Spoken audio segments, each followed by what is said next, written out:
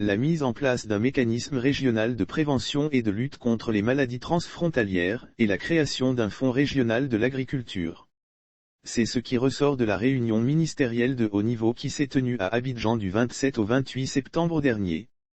Les membres du comité technique spécialisé de l'alimentation et de l'agriculture de la Communauté économique des États indépendants de l'Afrique de l'Ouest, à la suite de la conférence de presse qui l'ont animée à la fin des travaux, ont été reçus en audience par le Premier ministre Patrick Hatchi.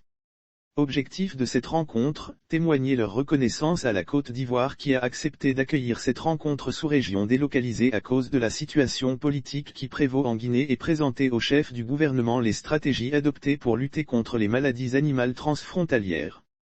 Nous sommes venus voir Monsieur le Premier ministre pour lui présenter les civilités et le remercier pour la promptitude avec laquelle la Côte d'Ivoire a marqué son accord pour cette réunion sous-régionale.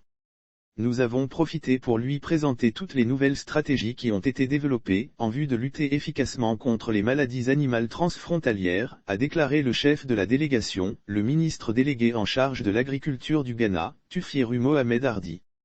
Le Premier ministre qui a salué les décisions issues de cette rencontre ministérielle a promis d'apporter son appui pour sa mise en œuvre. La réunion a porté, entre autres, sur l'examen des rapports de la 7e réunion annuelle des vétérinaires, la préparation des plans d'action contre les maladies animales transfrontalières, l'évaluation des coûts, les propositions de recommandations relatives à la lutte et à l'éradication des maladies animales, etc., a rappelé le commissaire en charge de l'agriculture, de l'environnement et des ressources en eau de la Communauté économique des États indépendants de l'Afrique de l'Ouest, Sékou Sangaré.